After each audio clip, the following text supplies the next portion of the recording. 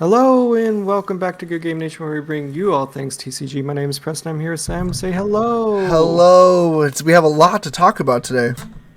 This is a Meta Monday like no other because there was a massive amount of regionals that happened.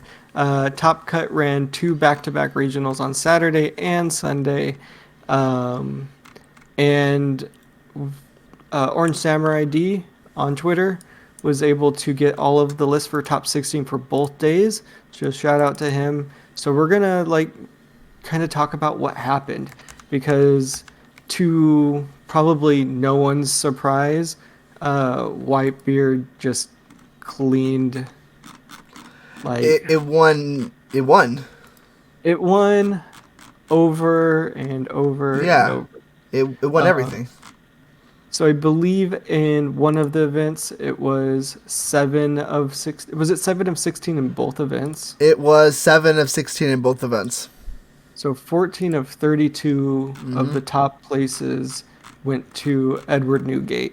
Um, Yep. Then we had 6 red Zoros, 3 Laws, 2 red Luffys, 2 green Kinimons, 2 Doflamingos, 1 Avank, 1 Kid, and then 1 Smoker. and that was the March 26th, finishing on March 25th on Saturday. It was 7 Whitebeard, 4 Zoro, 2 Law, 1 Luffy, 1 Kinemon, and 1 Doflamingo. So out of the top 16 in both days, it was like an 80% red, hmm uh, which is probably shouldn't be a surprise to us at this point because we have been raving that red is the best color, green being a short second. Uh, the rest of them just kind of have a good chance of showing up, which is unfortunate for the balance of this game. And It just I don't turned know into if, another Flame Purple video. yeah, it's let's talk crap about purple and why we got no purples, but we got a smoker. We Where did get a were you, Smoker. Kaido? Yeah. Kaido has been. It's weird. I think across all the tournaments, there's always one Kaido. It's not a huge. There's never more than one, I think. But he's been there. I think he's not because of how oppressive Whitebeard is at this point. We're definitely just picking up from where the East left off. Whitebeard was definitely showing top of the charts with. The correct law being the really contester here. But out of the top 4 cuts, 7 out of the 8 are Whitebeard. Most of the lists are pretty similar. There's not too much here. This is the 9 drop Whitebeard here. They're playing a Straw Hat engine with a Nami, and then this Whitebeard package. This seems to be the way to go. Yeah, at least this one played Marco. I saw a lot of them weren't playing the Marco. Yeah, this one doesn't Um, play the Marco. It's just a couple. Try it out. yeah. Um, but yeah, a lot of these decks are running a very similar thing, so I didn't feel like it was necessary to focus too much on a single deck, Yeah. but just on the regionals as a whole. And more than I think we even expected, Whitebeard is just running the show right now. Mm. And do you think there's anything that, like, Law is a very hard deck to play?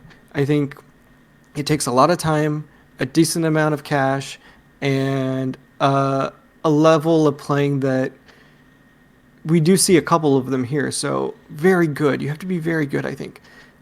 Thinking a few moves ahead and knowing when to use leader effects and when to swap out and what to swap out with. Very technical deck. So I don't think it's a good suggestion as a counter meta because you have to be good. I want a deck that I can play that can stand up against Whitebeard. Does that exist in this meta? We kind of beat around the bush a little bit with purple having a very lackluster showing. There's a couple blue here. It's a tad inconsistent. That's why it's not obviously a dominant color. We have black here, which is a very nice surprise. I'm happy to see that smoker here. That makes me very happy. But you're looking at it. I mean, Kinemon was very, very, very high played in the East, but it was not winning, and it was losing placements the longer the season went to Whitebeard. So we're picking up where they left off, and the best counter, was the Law. But if we're looking for something easier, Zoro definitely can contest. He's playing you can play him in a lot of different ways, but the Dodon package is the best package you can play with him in this set for sure. This is probably the best chance you have, but I wouldn't say it's the most. It's not the best matchup, but you're not gonna have a ton of fun. Obviously, there's 14 new gates and 6 auras, but it's definitely a deck that can test. I think if we're looking at cost as well, there's not a lot of huge money cards, like maybe the SR Zoro. But other than that, it's not a crazy expensive deck, so this could be an option for us to target. But I think we're going to have to get into the vaults a little bit. We might have to find a different counter for this Whitebeard. He's becoming more and more oppressive, even with the pending ban on Moby Dick. None of these decks are playing Moby Dick. Yeah, Orange made a tweet that wanted to kind of call out the ban list, it felt like, and was saying, fun fact, none of these decks run Moby Dick. Just kind of felt like all of these players agreed that the Strawbeard deck list was going to be more aggressive and more consistent than anything you can do with Whitebeard Pirates. And if you're playing Straw Hats, you don't need Moby Dick. Um, so what's the point of banning a card that no one's playing? Oops. Yeah, and even in the East, like it wasn't always in your deck kind of card. Like I saw it here and then at 2 counts. Sometimes it was there, sometimes it wasn't.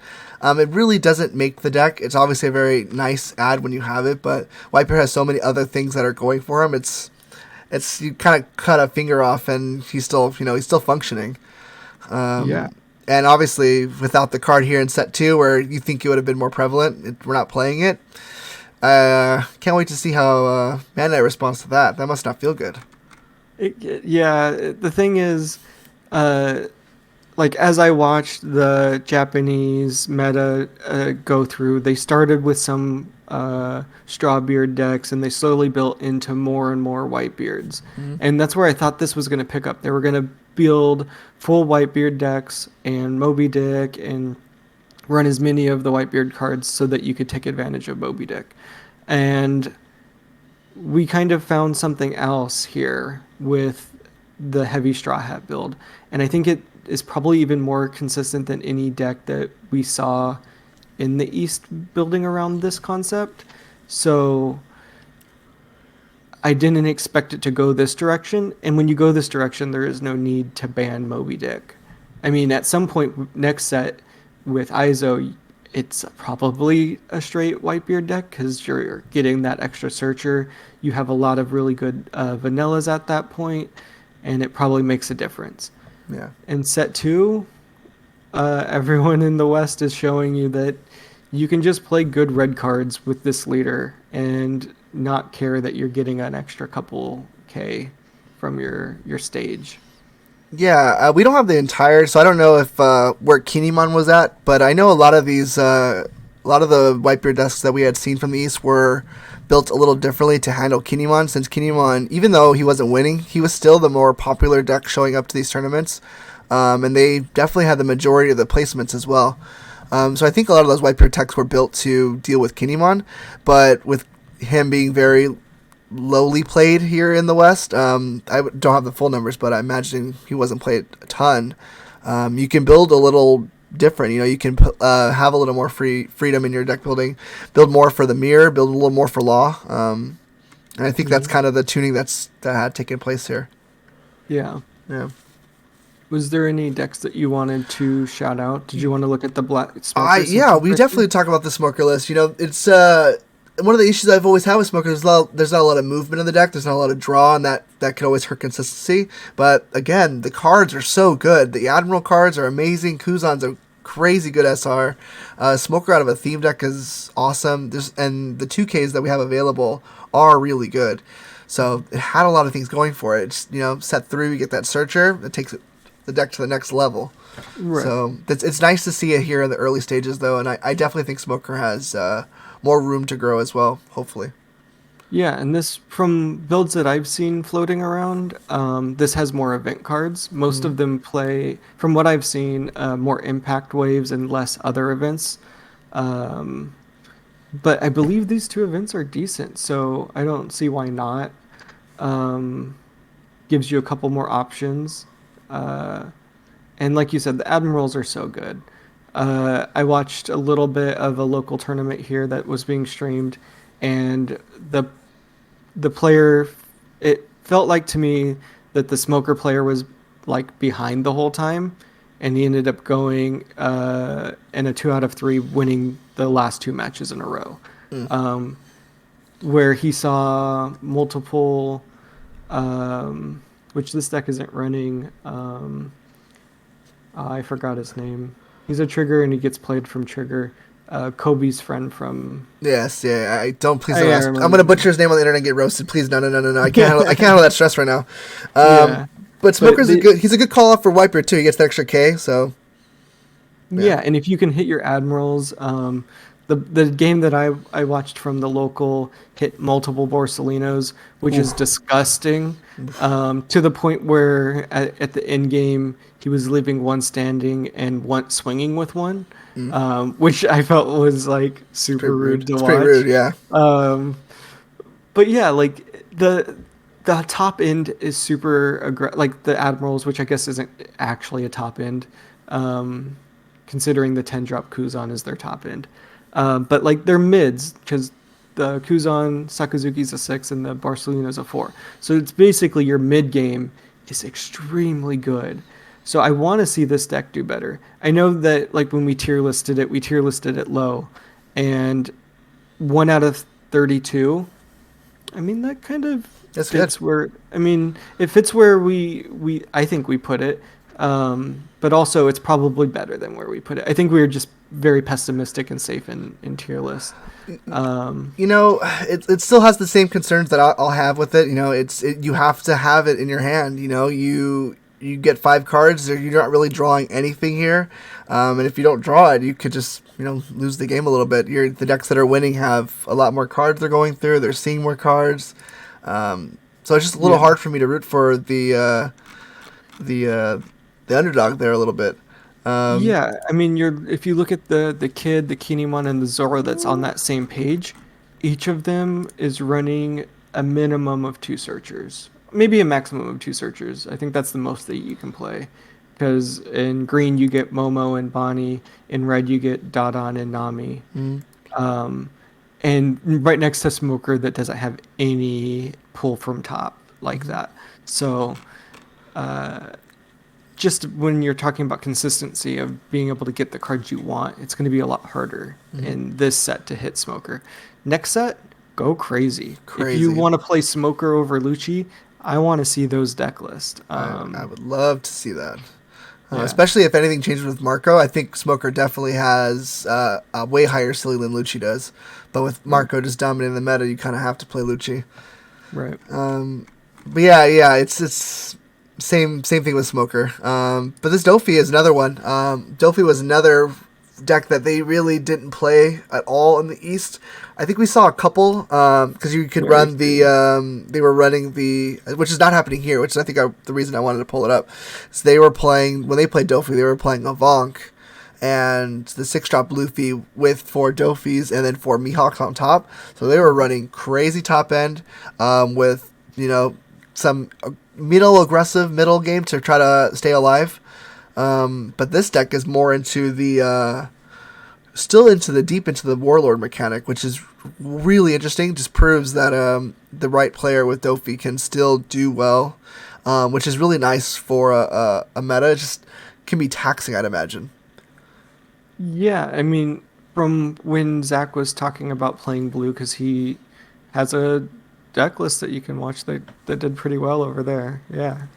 Um, he did really well with it at the beginning, but he was talking about how in your head you have to be during playing it, because if you forget what you have stacked with your Peronas and stuff like that, um, or whatever the other cards that stack in blue, you end up getting behind on yourself. So if you screw up, and doing that over like 8 rounds or however many rounds these big tournaments are, I think it's like 8 rounds, and then you play out top 4, so that's 12 rounds a day or something like that. That's a very difficult thing for like a good player to do in my mind. So you have to really be able to stay sharp that whole time. Oh, the Jinbei does have 7 warlords. Nice, good for Yes. him. Yeah. Um, That's yeah. He's the. I think he might be the only one.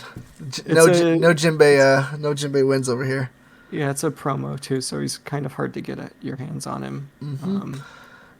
But But yeah, yeah, I love seeing it here. It's especially coming from. I would still say it's middle of the pack. I wouldn't say it's definitely better than red, but I love that it's has that opportunity that I know other colors are begging for. So it's nice to see that blue can succeed here in the mix of all this red craziness. yeah, yeah. I think this was a good one. Yeah, that was meta. Yeah, it was a good overlook because these tournaments are big and there's a lot of incredible players playing it. So digging into what did well is just a good snapshot of our meta right now. Let me know if you guys are having consistent wins against Whitebeard, and we'll shout you out and show your deck list if you're getting constant dubs. Let us know. Absolutely. Definitely looking to crack the Whitebeard meta. Mm-hmm. Yeah. Yeah. Thank you all for watching. If you enjoyed it, hit that like button. And until next time, we'll see you around. Peace. Later. Is it blue purple Kaido? I don't know. Blue purple Croc. It's just you have less life already. It's a terrible idea. Yeah, 6 life versus 4. Rough. Yeah, it's the reason I wanted Sanji to be good, but how is Sanji gonna be good if he's down to life already? I feel like the Dawn manipulation should have an advantage there. It doesn't.